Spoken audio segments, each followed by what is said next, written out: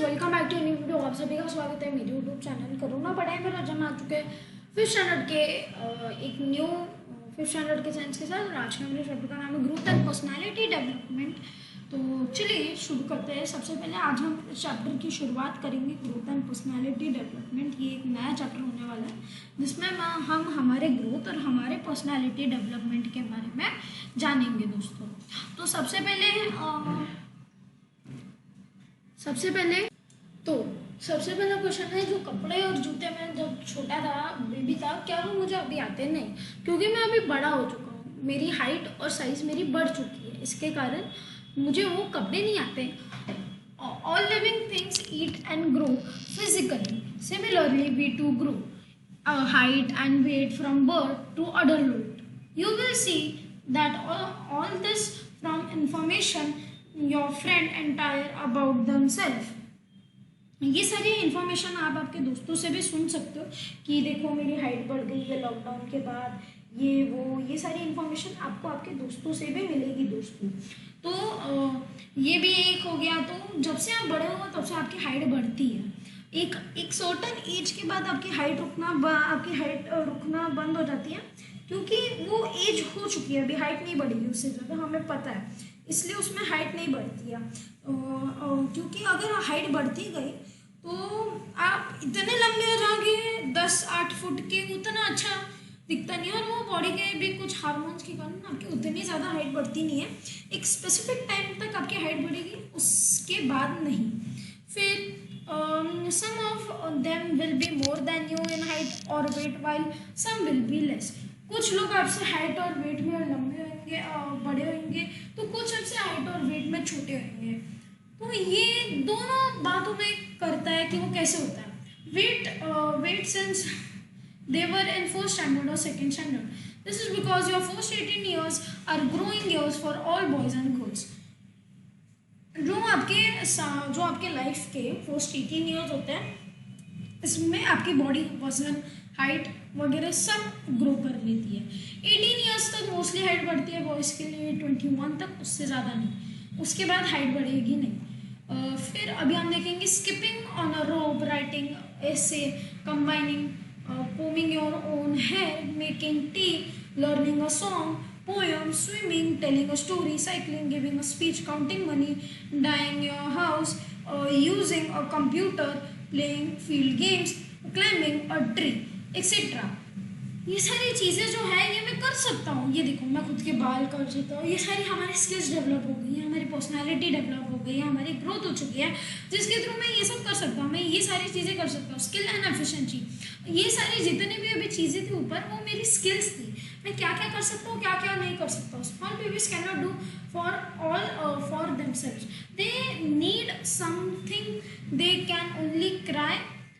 If they need something, they can only cry and beat up with their legs and arms. But soon they began to get control over some of their movements and development of coordination between the movements। तो इतने time से उनकी जो coordination थी वो इतनी strong नहीं होती है, वो होती है पर इतनी स्ट्रांग नहीं होती है। पूरा जो ब्रेन है वो डेवलप होने के लिए कितना थोड़ा टाइम लगता है, तो उसके कारण ब्रेन सीख रहा है, ब्रेन भी खुद सीख रहा है। अच्छा मैं इससे हाथ मूव कर सकता हूँ, अच्छा मैं इससे पैर मूव कर सकता हूँ। तो थोड़ा इसको प्रैक्टिस होने के बाद वो हाथ और पैर के मूवमेंट से चलना सीख लेता है। तो अगर मैं ये दोनों चीज़ें साथ में करूँ तो मैं चल सकता हूँ। तो इसे ही हम कोऑर्डिनेशन का एक एग्जाम्पल कह सकते हैं छोटे बेबीज़ के लिए। फिर small babies can not do this anything themselves, but soon they began control over some of their movements, develop coordination between different movements. For examples they learn turning their head and looking for something they choose. वो उनका सिर आगे पीछे कर सकते हैं, फिर उनको पता चलता है अरे मैं सिर आगे पीछे करूँगा तो मैं देख सकता हूँ मुझे कहाँ देखना है, तो वो उनकी कंट्रोल बन जाती है। वो बड़े होने के बाद ये चूज़ कर सकते हैं कि उनको कौन सा कलर चाहिए। उनको जैसे कलर सिखाया जाता है वैसे वैसे वो बात करना सीखते हैं। तो ये सारी जो है अलग अलग स्किल्स बचपन से लेके मरने तक अलग अलग स्किल्स हम सीखते रहते हैं। फिर देखें अगर वो किसी को पहचानते हैं, वो हंसते हैं, वो फिर ग्रिप करना, वो किसी चीज़ को पकड़ना, होल्ड करना, ग्रिप करना सीखता है। फिर उसके बाद जो सब बात कर रहे हैं वो ध्यान में देता है, अच्छा ये इमोशन के लिए ये बात किया जाता है, ये इमोशन के लिए ये बात किया जाता है। तो ये थोड़ा थोड़ा वो सीख सीख के खुद भी बात करना शुरू करता है। अब आपकी जो मदर टंग है, जो आपके घर में भाषा यूज होती है, उसके हिसाब से वो बच्चा भी वो भाषा देखेगा, वही भाषा सीखेगा, वही भाषा बोलेगा। जो उसके मोस्टली सराउंडिंग में रहती है उस तरीके से वो भाषा बोलना सीख लेता है। लड़ना फिर लिखना पढ़ना ये बाद में। As they learn to control and coordinate their movements on their own, they began to do several other tasks. For example, picking up things, holding a spoon and hitting it on a plate to make noise. तो ये task वो कुछ सीख लेता है, जैसे कि एक चीज़ पकड़ना, फेंकना, एक स्पून लेना, उसको एक चीज़ के ऊपर मारना और फिर उससे नॉइस क्रिएट करना, ये सारी चीज़ें वो सीख लेते हैं। Achieving control of some movements to learn to doing something new is called learning a skill. अगर मैं फुटबॉल खेलना सीख रहा हूँ और मैं कुछ पैटर्न्स लर्न कर रहा हूँ तो मैं उसे क्या कहूँगा, मैं एक स्किल लर्न कर रहा हूँ, मैं कुछ अचीव कर रहा हूँ, एक मूवमेंट लर्न करने की, उसको कंट्रोल करने की। तो ये भी एक पॉइंट हो गया। Why do we say everyone feel when a baby says her first word or takes a step for the first time? What do they do?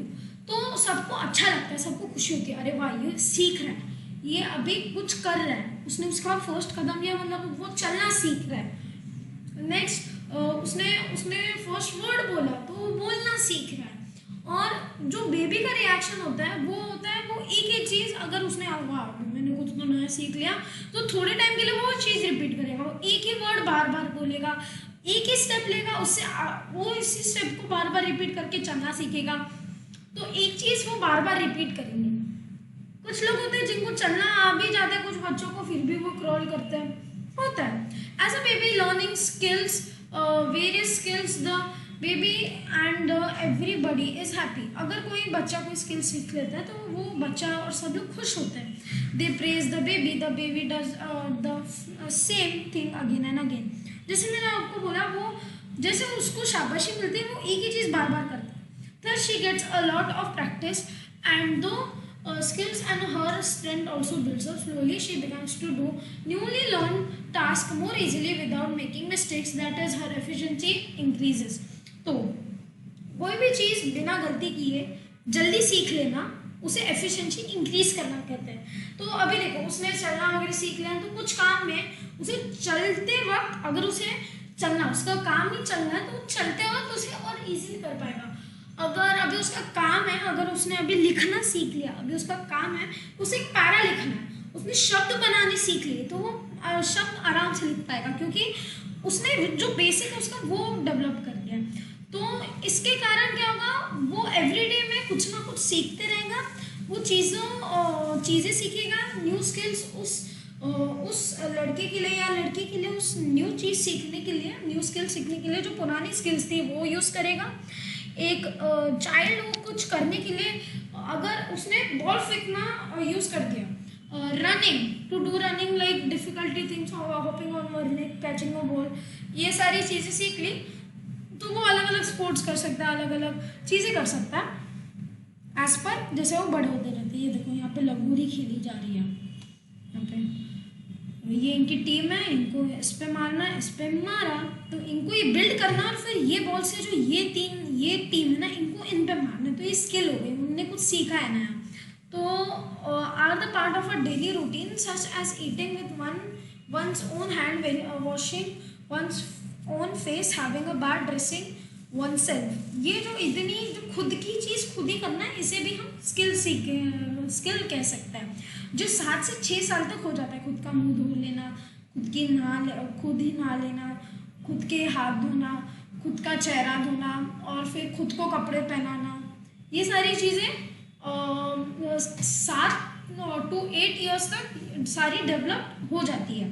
तो आज के बस आया हूँ, आपको वीडियो पसंद आएगा, अगर वीडियो पसंद आएगा वीडियो को लाइक, वीडियो को शेयर, चैनल को सब्सक्राइब।